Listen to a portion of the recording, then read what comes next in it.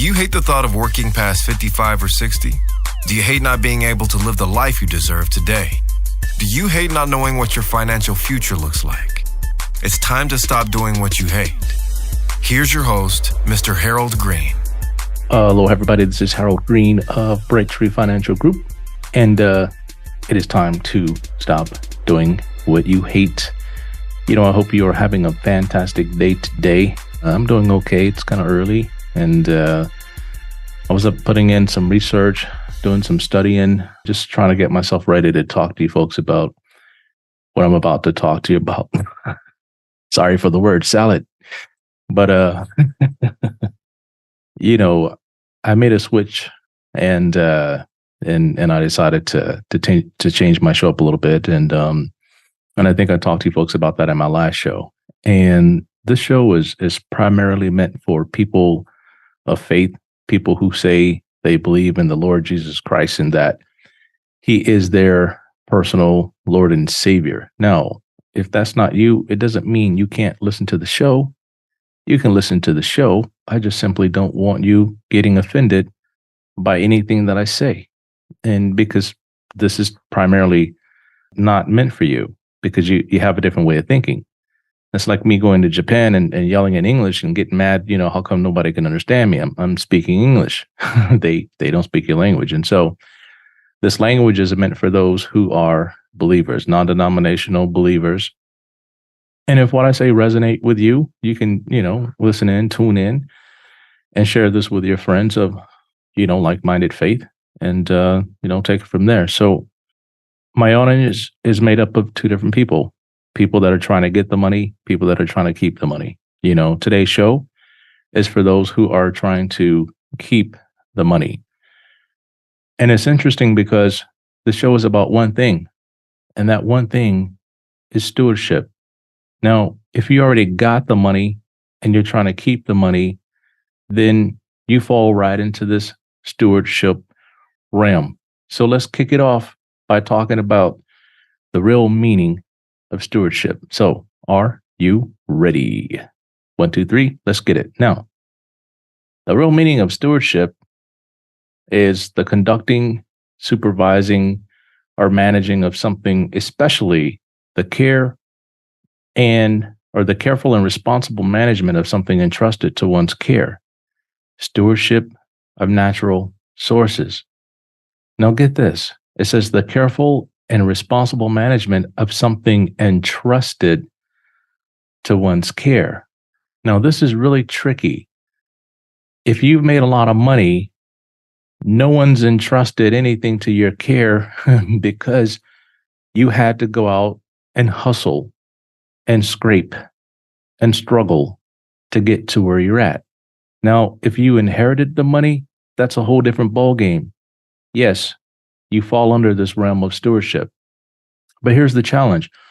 It's hard to feel this way. It's hard to feel, stewardship is your responsibility when you work hard and earn what you have versus someone giving it to you.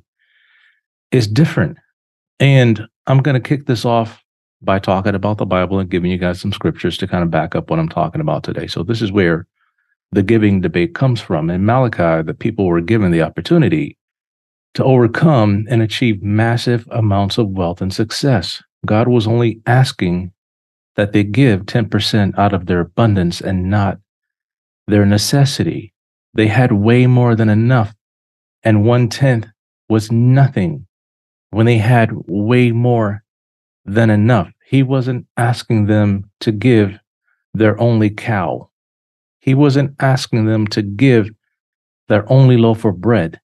He was only asking out of a small portion of what they already had. And I'm going to get into this a little bit more. Malachi was not about giving money to the church. That was part of it back then, but if you read carefully until the end, it was about the heart condition and whether or not the people would serve God or they would serve themselves. What do I mean by that? Well, if you read the whole thing, you can see why he got so upset, why he got so hot about it.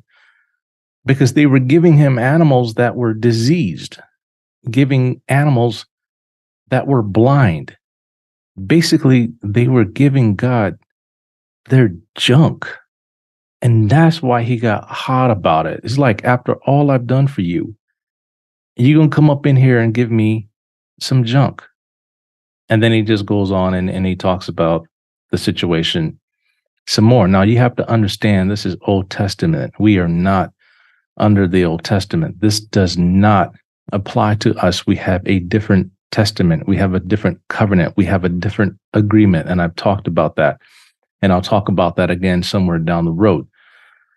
But the situation is this: God saw the problem long before we did, so he had to issue an adjustment to that in Corinthians. Just like whenever he made man, he already saw from the beginning that we were suspect. So he sent his son to bail us out. So today in 2023, many of us have not fully understood all of this, and therefore we suffer tremendously. God talks about, may people perish for lack of knowledge, for what we don't know. So I want to give you some education today, and it's important. So when I was doing some research on the average non-denomination Christian income, it came in quite low compared to some of the other denominations and other people of faith. I believe they said the Jewish had the highest level of income, and the separation in all this was the education. People with a college degree on average earn more. So there's a big disconnect about this. And, I'll talk to you about this in another show. This has a lot to do with that God's going to work it out kind of mentality kind of thing. So I don't need to worry about that. What do I need a degree for? I got a job. God going to bless me, different things like that. But today, I want to take a look at what our foundation should be. And I'm going to start off in Ephesians chapter 2, verse 10. And, you can write these down and then go back and take a look at them, because this is important to understand, who we are and why we are what we are. It says, verse 10 says, for we are God's own handiwork, his workmanship, recreated in Christ Jesus, born anew, that we may do those good works which God predestined, planned beforehand for us, taking paths which he prepared ahead of time, that we should walk in them, living the good life which he prearranged and made ready for us to live. So many people don't live the good life, and they make excuses as to why they don't live the good life. This does not say you should live the poor life or the broke life or, the hurt life or, the emotionally confused life. It says living the good life, which he already prearranged for us. And this is very important because, I'm going to kind of go into 2 Peter and talk to you about that too. 1:3 says, for his divine power, 2 Peter chapter 1, verse 3, for his divine power has bestowed upon us all things that are requisite and suited to life and godliness, through the full person knowledge of him who called us by and to his own glory and excellence virtue. It says all things. He's bestowed upon us all things, not one thing, not two things, but all things that we need, the prerequisites. Gives us everything through Christ. So the great mystery is this: if these things are true, and they are, why do so many people not yet walk in them or experience them? It goes back to how they really believe and the actions that they really take, right? A weak belief equals a weak faith, and a weak faith equals weak actions.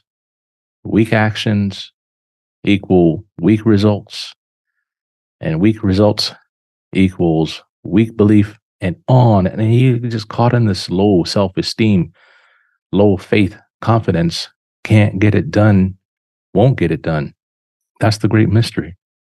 Then I talked about this in my last show, get the money, basically provide for yourself. So today's show is for those of you got this figured out, all right, for the most part. So, we want to talk about the practical side. So you're out there working, you're out there hustling, you're out there, doing everything you got to do. You're out there making a difference in the world. You stacking your chips, you got your bag full, whatever they say these days. I don't know. I'm just repeating stuff I hear my kids talking about. I'm old now, so I got to stay relevant. So I just kind of parrot what they say. So we want to talk about the practical side of it. So I want to give you guys a little bit of a hint into what I do. And I'm going to talk a little bit about investments because investments do carry the risk of loss, right? So before you invest, go do your due diligence, go do your research, make sure you understand your risk tolerance and different things like that. And don't act on anything that I say in this show. It's just for informational purposes only. Now you have something to go and research and go and talk to your people about. And then, because if you have people, you should. If you got money, you should have people, right? And if you don't have people, it's probably something going on there. And I want to talk to you about that. So click on my show notes, get on my schedule, and let's talk about why you don't have people, because it's important for you to have people.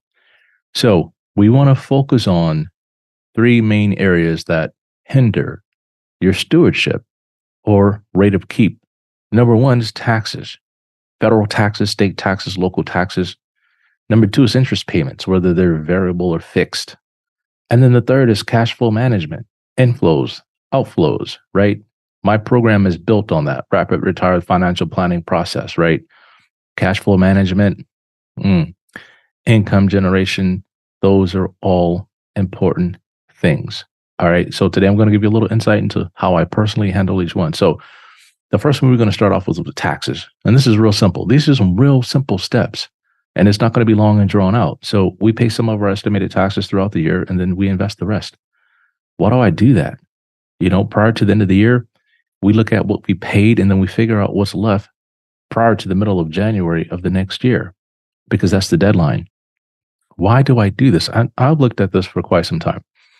And this is going to depend on your level of income.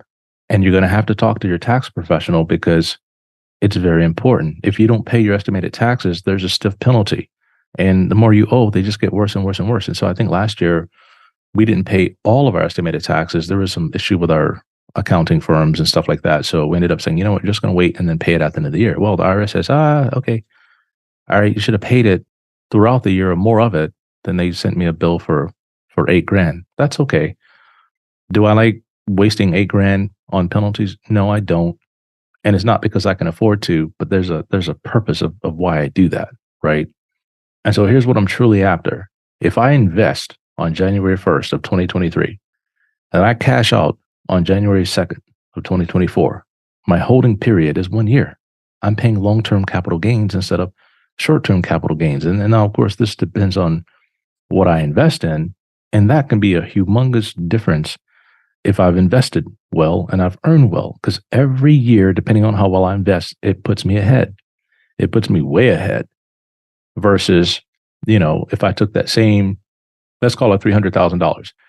If I took that $300,000, paid all those estimated taxes, right, then I wouldn't be owing the penalty of $8,000. But if I took that same $300,000, I invested it, and I made trading options or whatever I do, 300% return, right? Isn't that enough to pay the tax and have some left over?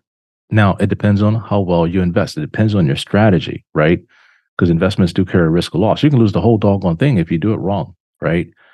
So, however, here's the thing. Before you implement this kind of strategy, you got to talk it over with your tax person, right? And because they got to estimate any potential penalties you got to pay on the estimated taxes in the quarter that they're due, right? So if you can stomach a small penalty of $2,000 or $3,000 or $4,000 or $5,000 based on how you got your money invested, it might make sense, right? Now, here's another thing, interest, right? What if you took that same $300,000 and you set it on interest, especially now with rates being as high as they are? There might be a penalty for that, right? You got to calculate it out and see what the savings is.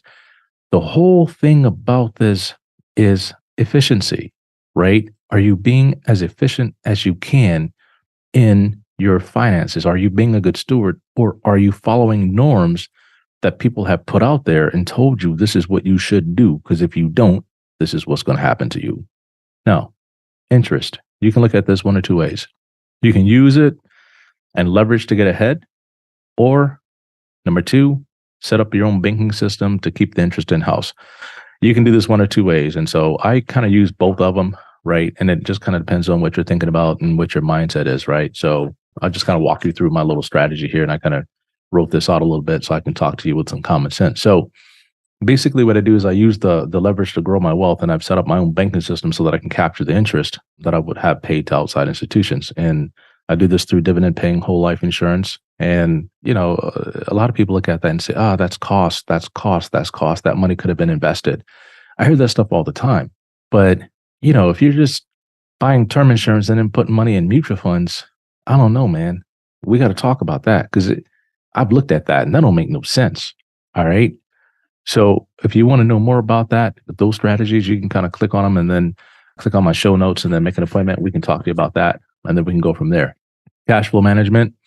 Now, this is what really gets people into a lot of trouble. Cash flow management. That's the inflows and the outflows. A lot of people, they make so much money.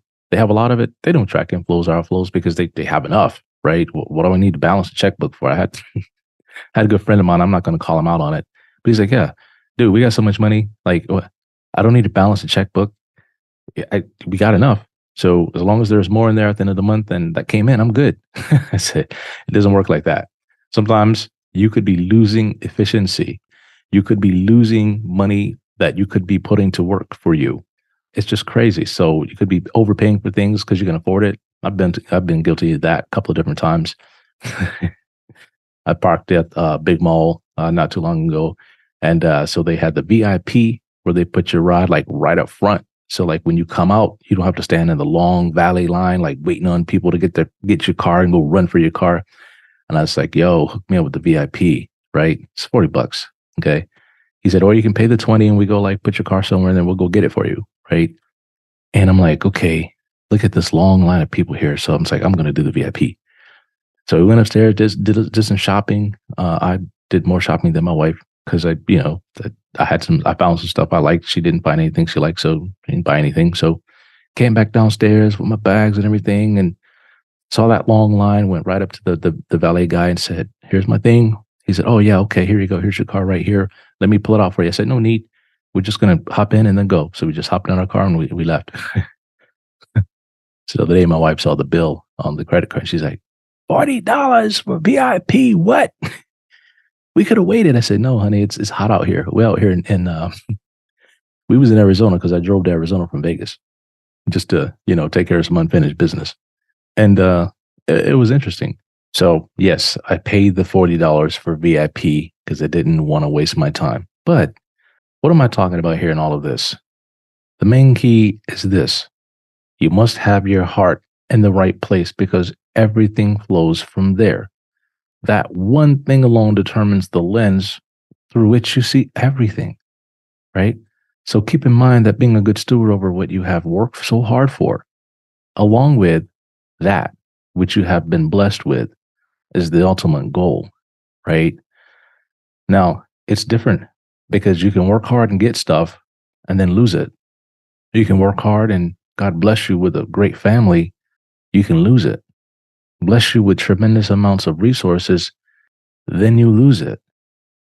And just for some side notes for you to go study, go read Proverbs chapter 21. It talks about things like that. So again, what I wanted to do was talk to you folks today about keeping the money, being good stewards. And so we're going to have a lot more of these shows about keeping the money, about getting the money, because it's all important, especially if you're a believer. You have to understand the purpose of it. You got to understand and make sure your heart is right. You got to understand and make sure your motives are right. Because we're going to talk about what happens to you as a wealthy believer, how difficult things can be for you. It's probably 10 times harder to be a wealthy believer than a wealthy non-believer, right? Because as a wealthy believer, man, we have a higher standard to live up to. We have a higher responsibility to live up to. And I just wanted to put that out there for you folks. So you want to know more about what I do and how I do it, click in the show notes, get on my calendar, make an appointment, and we can chat about it for a little bit and then see if there's any mutual interest. If there's anything I can do for you, great, I'll let you know. Because I'm only interested in taking on people that I can make a big difference for in their lives so that they can make a big difference in the world. So until next time, everybody, 1, 2, 3, let's get it. This is thepodcastfactory.com.